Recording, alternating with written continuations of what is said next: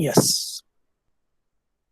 Now see, the first important requirement is what is identifier in C programming. हमने एक word पढ़ा identifier. भाई identifier का मतलब क्या होता है?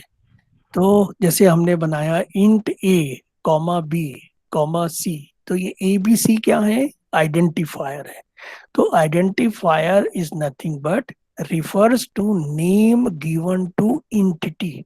इंटिटी मतलब क्या होता है? जो भी हमारे पास रन टाइम यानी जिसका मतलब क्रिएट होना और उसको डिस्ट्रॉय होना, है ना। ए बी सी हमने इंट ए बी सी बनाया, तो ए बी सी क्या हुआ? प्रोग्राम में क्रिएट होगी एज ए डेटा टाइप, और वो जैसे ही प्रोग्राम एंड होगा डिस्ट्रॉय भी हो जाती है। तो ये जो इंटिटी, जैसे मैं हूं, मतलब हम भी अगर रियल टाइम में देखें, इसी को हम लोग बाद में ऑब्जेक्ट के नाम में देंगे। अभी हमने क्या लिया? इंट ए कॉमा बी कॉमा सी। तो ये ए और बी सी क्या है? It is a normal entity, है ना। अब मैं इसको लाइव भी कर दूंगा, तो लाइव करूंगा तो ये ऑब्जेक्ट में बदल जाएंगी। तो सी प्लस प्लस जब हम पढ़ेंगे तब वो आपकी ऑब्जेक्ट के नाम में आ जाएंगे। अभी ऑब्जेक्ट नहीं है, ये एक नॉर्मल आइडेंटिफायर है। तो identifier refers to name given to entity, है ना। इंटिटी मतलब कंप्यूटर हो सकता है, किसी का भी नाम हो सकता है, किसी का प्लेस हो सकता है, उसको हम इंटिटी बोलते हैं। अच्छा, कंप्यूटर में इंटिटी किसको बोलते हैं? लाइक ए वेरिएबल्स, है ना, जिसे हमें इनपुट करना है उसे हम बोलते हैं वेरिएबल्स। फंक्शन, जैसे मेन बनाया हमने, MAIN, तो मेन क्या है? आइडेंटिफायर है। ये हमने खुद अपने लिए बनाया है, ठीक है। स्ट्रक्चर अभी हम पढ़ेंगे, जब हम एक साथ एक टाइप के वेरिएबल को या अलग अलग टाइप के वेरिएबल को हम स्ट्रक्चर बना सकते हैं, सेट बना सकते हैं, तो उस समय हमें एक एंटिटी का नाम देने के, जैसे अपन बोलते हैं नामकरण करना, यानी हर एक स्टूडेंट का एक नाम है, लेकिन आपके जो नाम है दो एक जैसे हो सकते हैं। जैसे राम है, किसी का राम है, तो दोनों के नाम एक है, लेकिन हमारे कंप्यूटर में जो भी हम नाम देंगे वो यूनिक होना चाहिए, दोनों का मिसप्लेस यानी कि एम्बिग्यूटी नहीं होनी चाहिए। तो this is the identifier must be unique. Second चीज ये है कि they are created to give a unique name to the entity to identify it during the execution of the program. देखिए, जब एग्जीक्यूशन ऑफ हो रहा है प्रोग्राम, तो कंप्यूटर को समझना है कि ये वैल्यू ए में जाएगी कि ये वैल्यू बी में जाएगी, क्या ये दोनों का एडिशन होके सी में जाएगा। तो ये कंप्यूटर को समझना है। तो कंप्यूटर को समझाने के लिए we have to make a very clear names. Names जो होते हैं बहुत क्लियर होना चाहिए, वो एम्बिग्यूटी इसके अंदर नहीं होनी चाहिए। तो दिस इज द रिक्वायरमेंट। अब हम देखते हैं कि हम अपने आइडेंटिफायर को बनाने के रूल्स कौन कौन से हैं। इसमें नॉर्मली हम लोग कुछ 6 रूल्स इंपॉर्टेंट बना सकते हैं। जैसे ये कि first character must be letter. आपका जो भी आइडेंटिफायर है, जो भी आप बना रहे हैं, कैपिटल ए बना रहे हैं, स्मॉल ए बना रहे हैं, या आपको सपोज करिए कि कोई एक हाउस का बनाना है, तो हाउस के लिए आपने बना दिया लेट LIG 217, तो LIG 217 इज करेक्ट आइडेंटिफायर। क्यों? क्योंकि ये लेटर से शुरू हो रहा है। अच्छा, कुछ ऐसे आइडेंटिफायर होते हैं जो अंडरस्कोर से शुरू होते हैं, लेकिन अंडरस्कोर से जो शुरू होते हैं वो आइडेंटिफायर हार्डवेयर के रिलेटेड होते हैं, इसलिए हमें अवॉइड करना चाहिए अंडरस्कोर। दो ही टाइप के आपको सिंबल यूज कर सकते हैं आइडेंटिफायर में, पहला करेक्टर के लिए, ठीक है। आपको सपोज करिए किसी का ए बनाना है, तो 2 करेक्टर हो गए। इस 2 करेक्टर में पहला करेक्टर क्या है? Capital A. तो कैपिटल ए लेटर हो सकता है क्योंकि लेटर है। अल्फाबेट्स में कैपिटल और स्मॉल दोनों हो सकते हैं, और अंडरस्कोर भी आप बना सकते हैं, लेकिन अंडरस्कोर को आप अवॉइड करेंगे क्योंकि ये हार्डवेयर को थोड़ा सा रिप्रेजेंट करता है, इसको आप नहीं बनाएंगे। तो आपके पास केवल और केवल एक ही सिंबल्स बचे हैं, दैट इज लेटर। तो लेटर में 2 टाइप के होंगे, अल्फाबेट्स कैपिटल और alphabet small. A to Z capital, A to Z small. Second rule है। सेकेंड रूल ये है कि करेक्टर को हम बड़ा भी बना सकते हैं। आइडेंटिफायर का नाम मिनिमम 1 करेक्टर भी हो सकता है या 1 से ज्यादा भी हो सकता है, लेकिन 1 से ज्यादा के लिए हमारे पास जैसे आंसी जो C कंपाइलर है, इसमें आपको केवल 31 को ही हम रिकॉग्नाइज करते हैं, उसके बाद वाले को डिस्कार्ड कर देता है कंपाइलर। तो ये आप याद रखेंगे कि आपको आंसर सी में लिखना है तो 31 कैरेक्टर ही आपके यूनिक होना चाहिए, अगर इसमें कोई यूनिक नहीं है तो वो नहीं लेगा। ठीक है। अच्छा, एक और इम्पॉर्टेंट बात है कि जब भी आप आइडेंटिफायर बना रहे हैं तो उसमें ब्लैंक स्पेस या फिर कॉमा का हम लोग यूज नहीं करते। जैसे आपको मैंने बोला एरिया ऑफ सर्कल, तो आपने 3 वर्ड ले लिए, एरिया ऑफ सर्कल, इसमें ब्लैंक स्पेस आ गया, तो हम इसको यूज नहीं कर सकते। हमें इसको ब्लैंक को भरने के लिए क्या लेना पड़ेगा, अंडरस्कोर। तो अंडरस्कोर का यहाँ पर यूज है कि आप 2 वर्ड को ज्वाइन कर सकते हैं, area underscore of underscore circle, area of circle हो गया। ठीक है। इसी तरीके से हमारे पास आइडेंटिफायर कभी भी डिजिट से स्टार्ट नहीं होगा, वो कभी भी स्टार्ट होगा तो लेटर से ही होगा या अंडरस्कोर से होगा। अच्छा, बहुत इंपॉर्टेंट बात यह है कि आइडेंटिफायर को हम कभी भी कीवर्ड से रिप्रेजेंट नहीं कर सकते हैं। कीवर्ड का मतलब जैसे आपने फ्लोट ले लिया, तो कोई भी आइडेंटिफायर का नाम फ्लोट नहीं ले सकते। क्यों? क्योंकि ये कीवर्ड है। कीवर्ड का मतलब क्या है कि वो पहले से ही कहीं ना कहीं प्री डिफाइंड नाम में है, प्री डिफाइंड वर्क में है, आप उसको नया नाम देके नहीं कर सकते हो। ठीक है। हम लोग जैसे राम को, भगवान राम को भी हम अपने नाम राम दे देते हैं, तो हमें उस तरीके की इनबिल्ट कंसेप्ट होने चाहिए, पर ऐसा नहीं है कि नहीं है तो उसको राम नहीं बोलेंगे। लेकिन यहाँ पे ऐसा है कि हम फ्लोट को फ्लोट बोल देंगे, लेकिन वो यूज नहीं हो सकता। इसमें FLOAT है, यानी कि ये वर्ड हम यूज ही नहीं कर सकते हैं। तो मैं आपको आज बताऊंगा कौन कौन से कीवर्ड्स भी होते हैं। अच्छा, एक चीज और इम्पोर्टेंट बात है कि हम हर चीज को XYZ के नाम से नहीं बुलाना चाहिए, हमें उसके मतलब कैरेक्टरिस्टिक्स के नाम से ही बुलाना चाहिए। जैसे हमने कोई प्रोग्राम का नाम सेव करना है, तो उस प्रोग्राम में किस टाइप के प्रोग्राम्स कैरेक्टरिस्टिक्स है उसको देखिए, आप उसको आप यूज करिए। ऐसा नहीं कि आपने हर चीज को X बना दिया, हर चीज को YZ बना दिया या example1 बना दिया। तो ट्राई करिए कि हर चीज का कैरेक्टरिस्टिक्स के अकॉर्डिंग ही आइडेंटिफायर हो। ठीक है। तो this are the 6 popular important rules to make a identifier. अब मैं आपको यहाँ पर कुछ करेक्ट और इनकरेक्ट आइडेंटिफायर बता रहा हूँ। देखिए, पहला मेरे पास है इंट वेरिएबल 1, तो ये करेक्ट है क्योंकि ये कैपिटल आई से शुरू हुआ है, इसमें कोई भी ब्लैंक स्पेस नहीं है, कोई भी स्पेशल करेक्टर नहीं है, तो ये मेरा करेक्ट हो गया। अब मैंने सेकेंड आइडेंटिफायर बनाया परसेंटेज वैल्यू, लेकिन परसेंटेज वैल्यू देखिए स्टार्ट किससे हुआ, परसेंटेज से हुआ, तो ये रॉन्ग हो गया। इसी तरह रिजल्ट आर, ये कैपिटल से हुआ, मुझे कोई दिक्कत नहीं है, ये करेक्ट आइडेंटिफायर है।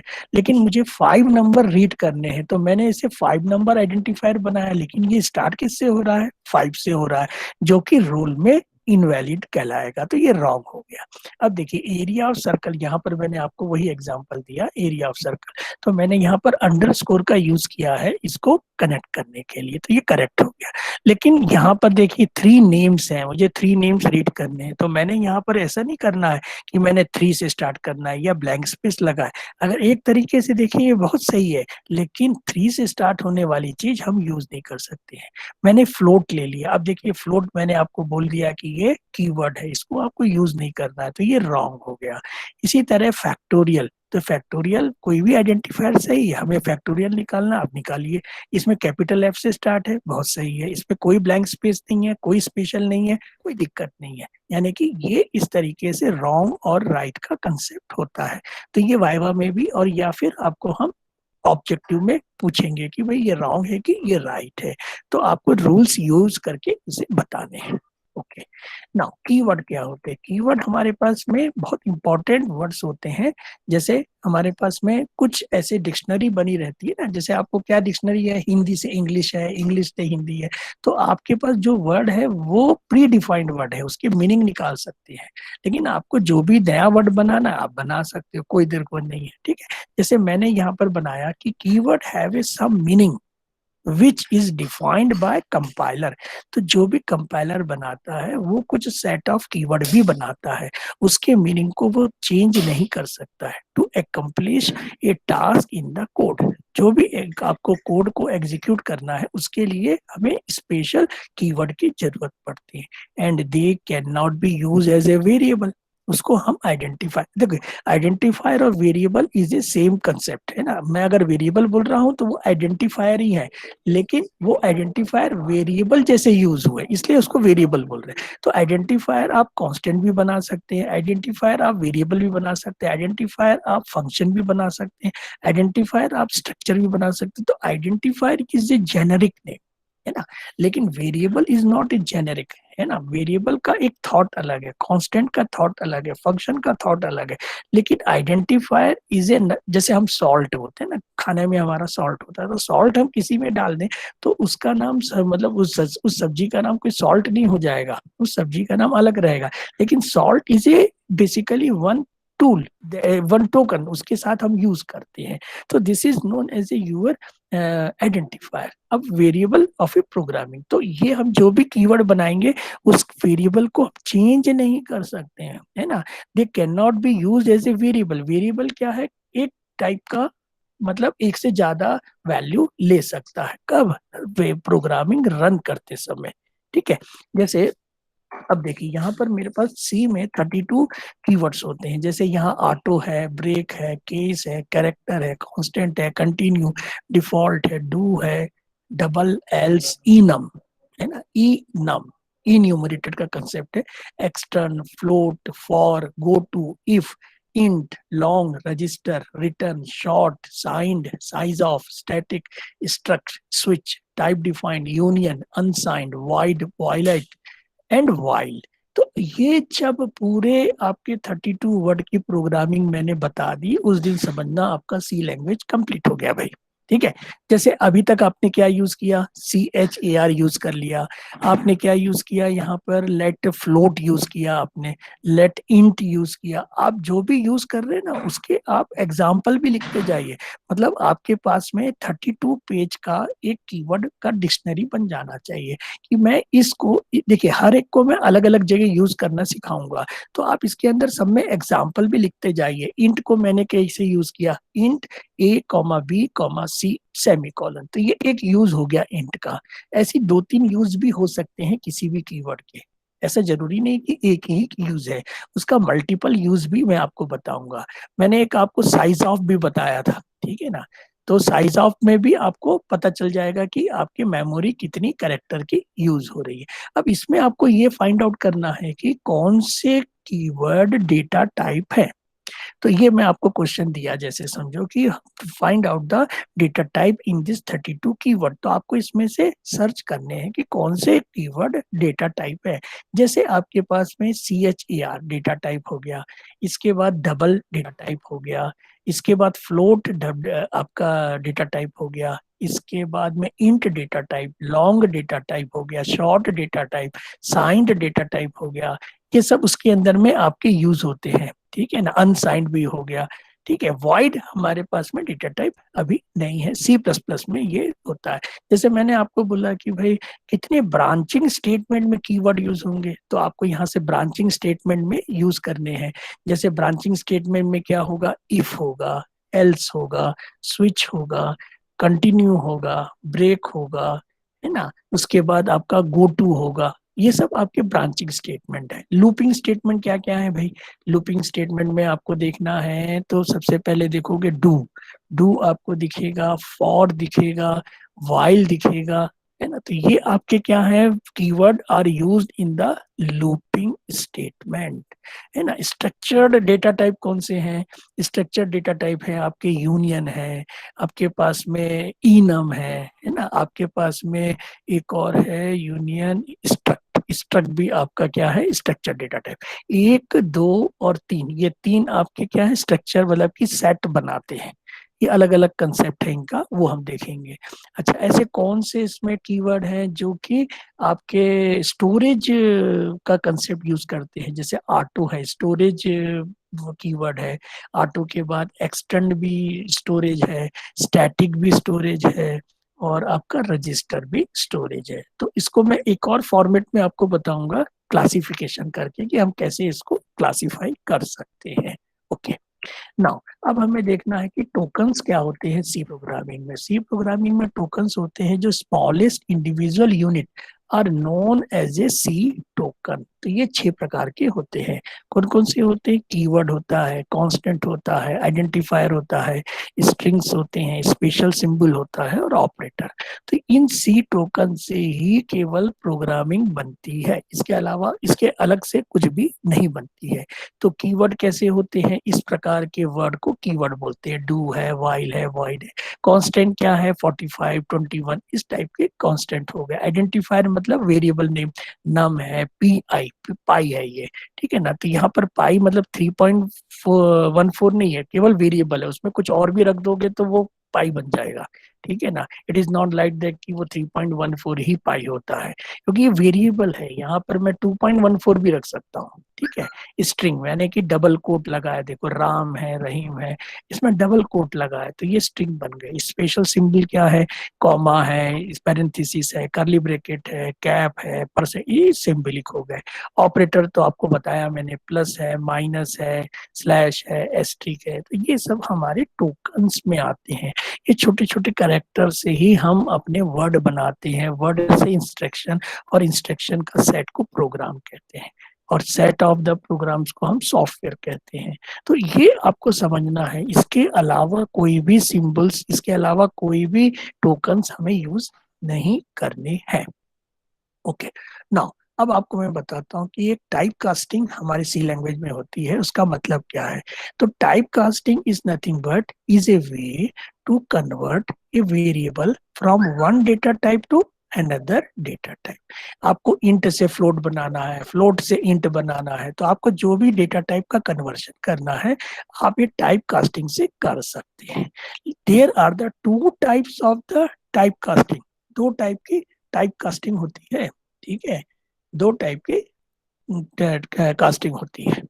तो इसमें पहली होती है इम्प्लिसिट कास्टिंग और दूसरी होती है एक्सप्लिसिट कास्टिंग, ठीक है ना। इम्प्लिसिट का मतलब आप समझ रहे होंगे। इम्प्लिसिट का मतलब होता है इंटरनली, एक्सप्लिसिट का मतलब है एक्सटर्नली। इम्प्लिसिट का मतलब है बाय डिफॉल्ट, एक्सप्लिसिट का मतलब है फोर्सफुली। तो हमको इम्प्लिसिट और एक्सप्लिसिट दो वर्ड याद रखने हैं। तो दो तरीके से हम अपने इस वेरिएबल के डेटा को कन्वर्ट कर सकते हैं। इसको कहते हैं type casting, implicit conversion and explicit conversion. तो अब मैं बताता हूँ इम्प्लिसिट क्या होता है। देखिए, अब इम्प्लिसिट का मतलब है कि do not required other operator, हमें कहीं अलग से कोई फॉर्मेटिंग करने की जरूरत नहीं है, ये बाय डिफॉल्ट ही हो जाती है। जैसे आपको इस प्रोग्राम में देखो, मैं दिखा रहा हूँ कि int x is equal to 7.0 divide by 4.0। अब इसमें ध्यान से देखिए कि दोनों ऑपरेंड 7 और 4 फ्लोट है। अब इनको मैं जब डिवाइड करूंगा तो बट नेचुरल मुझे इसका आंसर फ्लोट में मिलना चाहिए, लेकिन x किस में है? इंटीजर में है, यानी कि मुझे कन्वर्शन करना है। तो ये इम्प्लिसिट कन्वर्शन हो गया कि आपके राइट हैंड साइड में रिजल्ट क्या है? वो फ्लोट है, लेकिन लेफ्ट हैंड साइड में रिजल्ट क्या आएगा? इंटीजर आएगा। इसको देखिए, मैंने आपको इस प्रिंटफ से समझाया है। इस प्रिंटफ में 7.0 एंड 4.0 का रिजल्ट फ्लोट आता है। ये कितना आ रहा है? 1.750000। लेकिन अगर मैं x की वैल्यू देखूं तो मुझे यहाँ पर 1 मिलेगा। इसका मतलब है कि मेरे जो डेसिमल नंबर है वो क्या हो गए? ट्रंकेट हो गए। वो क्या हो गए? डिस्कार्ड हो गए। वो क्या हो गए? मेरे यहाँ पर होल नंबर में बदल गया। 1.75 क्या है? It is a decimal number. 1 क्या है? Whole number. यहाँ कोई राउंड अप राउंड डाउन नहीं हो रहा है, ये याद रखेंगे। यहाँ कोई राउंड अप राउंड डाउन नहीं हो रहा है, डायरेक्टली जो फ्रैक्शनल नंबर है वो डिस्कार्ड हो गए। यहाँ पर देखिए 1.75 से 1 मिल गया। तो this is called as a implicit conversion. हमें इसमें कोई भी अलग से मैथोलॉजी यूज नहीं करनी है। कंप्यूटर बाय डिफॉल्ट क्या करता है? इम्प्लिसिट करता है। एक्सप्लिसिट हमको फोर्सफुली जब जरूरत है तो हम करते हैं। तो देखिए एक्सप्लिसिटली क्या हो रहा है? मैंने वही प्रोग्राम फिर से लिया है, इसमें मैंने यूज किया है एक्स के आगे इंट को। तो इसको इस तरीके से यूज करने का मतलब है कि मैंने इस एक्स का वैल्यू किसमें लेके आ गए हैं? एक्सप्लिसिटली। देखिए, अगर मैं इसको x को देख रहा हूं तो ये बाय डिफॉल्ट x क्या है? फ्लोट है। तो मुझे यहाँ पर x की वैल्यू बाय डिफॉल्ट कितनी मिलनी चाहिए? 1.75 मिलनी चाहिए, पर मुझे रिजल्ट में केवल इंटीजर चाहिए, तो मैंने उसके सामने इंटीजर x कर दिया। तो मुझे क्या मिला यहाँ पर? वन मिला। अगर मैं इंट यहाँ से हटा दूं तो क्या मिलेगा, आप हटा के देखिएगा तो आपको क्या मिलना चाहिए, एक्स की वैल्यू 1.750000, लेकिन इस केस में परसेंट डी के जगह परसेंट एफ लेंगे। Sorry। तो यहाँ पर आप थोड़ा सा एफ डी के जगह परसेंट डी के जगह परसेंट एफ रखिएगा और इस इंट को हटा देंगे तो आपको पूरा का पूरा फ्लोट मिलना चाहिए। दिस इज एक्सप्लिसिटली, यानी मुझे कन्वर्शन कैसे करना है, फोर्सफुली करना है, मतलब मुझे फ्लोट को इंट करना है फोर्सफुली। ये बाय डिफॉल्ट नहीं हो रहा, ये उल्टा हो रहा है, या ध्यान रखेंगे, ठीक है। ये हमें फोर्सफुली करना है, इसलिए हमें यहाँ पर एक्सप्लिसिटली का कन्वर्शन है। ओके। अब मैं दो इंपॉर्टेंट वर्ड हर समय बोलता हूँ प्रोग्राम में कि एक फ्लो चार्ट होता है और एक होता है एल्गोरिथम। तो हमें पहले फ्लो चार्ट समझना है। फ्लो चार्ट क्या है? A flow chart is a graphical और pictorial representation of a program. हमने जो प्रोग्राम बनाया है उसे हम ग्राफिकल या पिक्चोरियल तरीके से रिप्रेजेंट करेंगे, ठीक है। इसके लिए हमने कुछ शेप, कुछ सिंबल, कुछ एरो का यूज किया है। वो क्या क्या है फंडामेंटली ये मैं आपको बता रहा हूँ, इससे भी ज्यादा होते हैं, ठीक है। 1 2 3 4 5 6, ये 6 होते हैं। तो देखिए यहाँ पर ध्यान से देखिए, ये एरो का यूज हो रहा है, इसको हम बोलते हैं फ्लो लाइंस। यानी पहली वाली है top to down, bottom to up, left to right, right to left. ये जिस तरीके से एरो है ये बता रहा है कि कौन सा फ्लो किस तरफ हो रहा है। इसके बाद हम स्टार्ट एंड स्टॉप के लिए ये भी यूज कर सकते हैं या सर्कल का भी यूज करते हैं। हम लोग सर्कल का यूज कर रहे हैं, इसमें हम लोग स्टार्ट एंड स्टॉप कर रहे हैं। फिर हम रोम्बस का यूज करेंगे, this is for input and output. Rectangle का यूज करेंगे हम प्रोसेसिंग के लिए। उसके बाद डायमंड का यूज किसके लिए करेंगे, हम डायमंड का यूज करेंगे हम ठीक है, डायमंड का यूज हम कर रहे हैं डिसीजन के लिए। जब भी हमें डिसीजन लेना है तब हम डायमंड का यूज करेंगे। उसके बाद कनेक्टर का यूज है। तो कनेक्टर का यूज क्या है, जैसे कोई बड़ा प्रोग्राम है उसको हमको दूसरे पेज में कनेक्ट करना है तो हम कनेक्टर का यूज करेंगे। तो this are the some important fundamental symbols का यूज करेंगे। अब इनके द्वारा हमें कैसे करना मैं आपको बताऊंगा। अब एल्गोरिथम और फ्लो चार्ट में हमें डिफ्रेंशिएट करके समझ लेना है। एल्गोरिथम क्या होता है, टेक्स्ट प्रोसीजर होता है, और फ्लो चार्ट क्या होता है, ग्राफिकल प्रोसीजर होता है। तो इसके अंदर टेक्स्ट के द्वारा एल्गोरिथम लिखना है, इसमें ग्राफिकल प्रोसीजर। हमें एल्गोरिथम में स्टेप बाय स्टेप इंस्ट्रक्शन लिखना है, यहाँ पर ब्लॉक बाय ब्लॉक लिखना है। तो flow chart is A block by block. आपको मैं बताऊं कि अभी ऐप में सबसे इंपॉर्टेंट जॉब किसकी है, इंपॉर्टेंट जॉब है यूआई बनाने वाले की, जो लेआउट बना रहे हैं। यूआई मतलब यूजर इंटरफेस, सबसे बहुत बड़ी जॉब चल रही है अभी ऐप में यूआई बनाना। तो this is a graphical representation of problem that is known as a block by block information. तो ये फ्लो चार्ट ही है जो बाद में यूआई के नाम से यूज हो रहा है, ठीक है। Now it is a complex and difficult to understand. Algorithm थोड़ा सा बट नेचुरल कॉम्प्लेक्स होगा क्योंकि वो वर्ड में लिखा है, लेकिन हम अंडरस्टैंड क्या कर रहे हैं, हम डायरेक्टली इजी फ्लो चार्ट को अंडरस्टैंड कर रहे हैं। आपके सामने कोई सिंबल मैंने दिया, एक एप्पल का दिया, और मैंने वही एप्पल वर्ड लिखे, तो पहले एप्पल वर्ड बोलने के लिए आपको करना पड़ेगा, फिर उसे समझने के लिए करना पड़ेगा।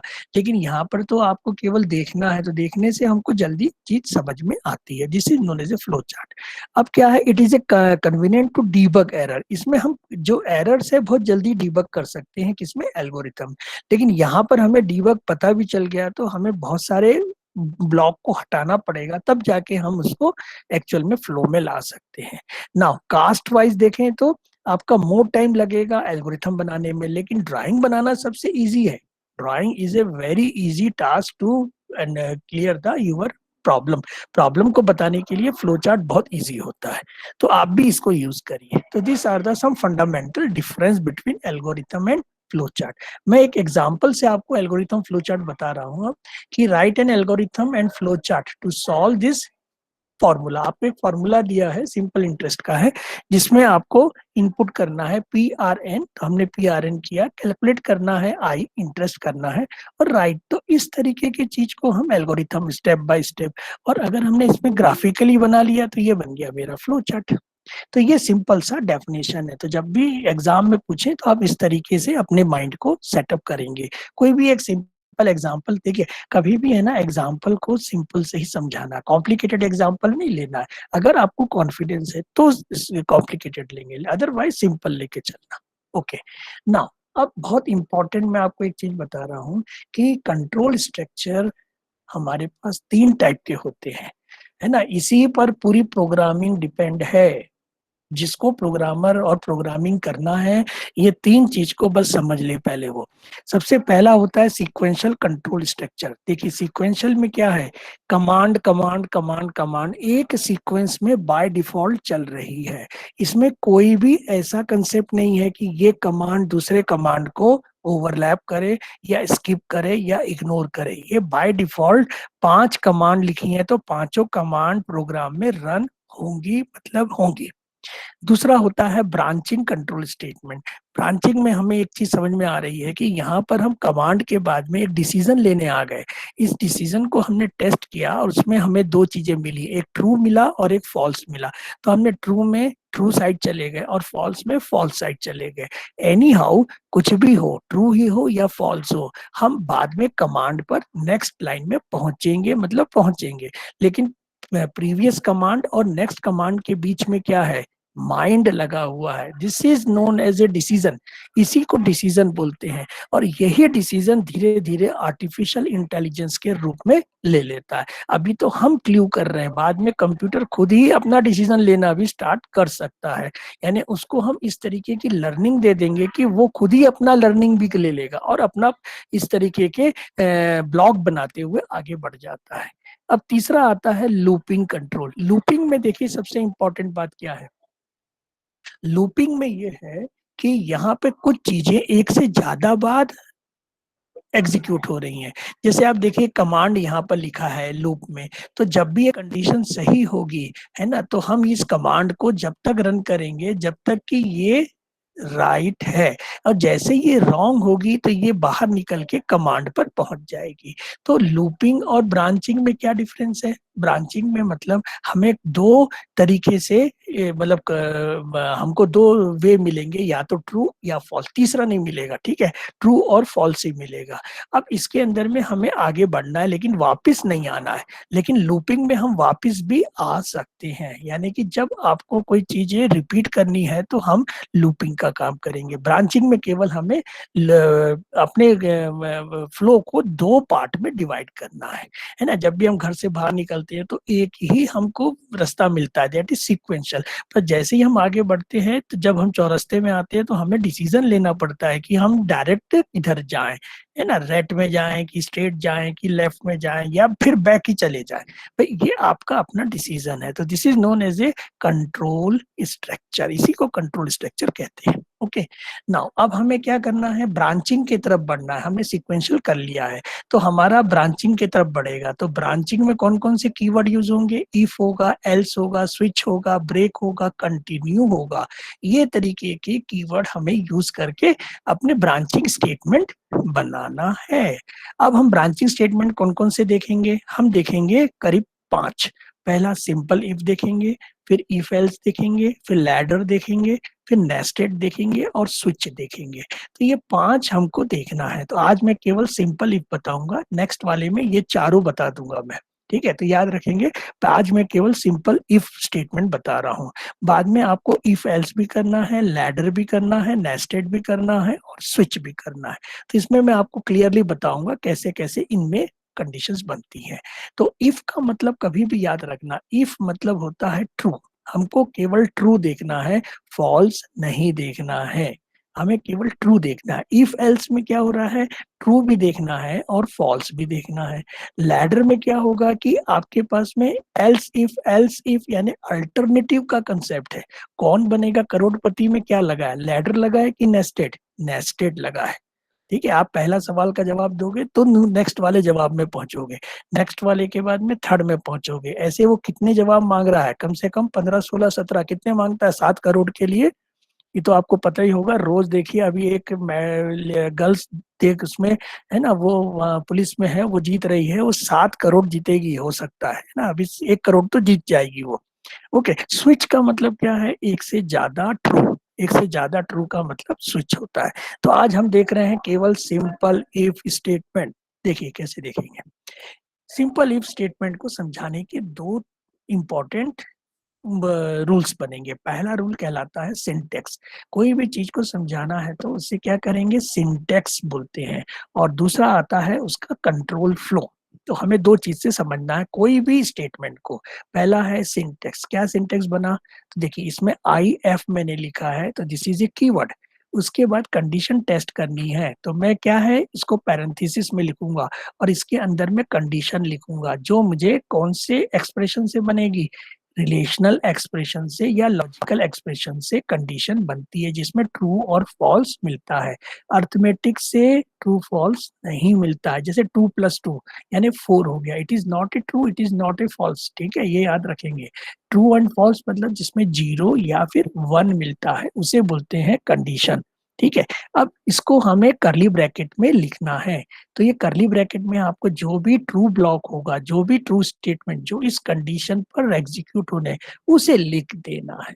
तो this is known as a if statement, this is known as a simple if statement. इसमें एल्स का यूज नहीं हो रहा है। ओके, अब देखिए ध्यान से, सेकंड कैसे हमको समझाना है। इसे हमें कंट्रोल फ्लो से भी समझाना है। हमको दो तरीके से सब चीज समझानी है, सिंटेक्स से और फिर कंट्रोल फ्लो से। अब कंट्रोल फ्लो में ध्यान से देखिए यहाँ पर क्या हो रहा है। ये आपको पहला एरो बता रहा है कि मैं कहीं प्रीवियस स्टेटमेंट से नेक्स्ट स्टेटमेंट में फ्लो करना है, उसमें मुझे कंडीशन मिलेगी। डायमंड साइन मिला मतलब कंडीशन मिलेगी।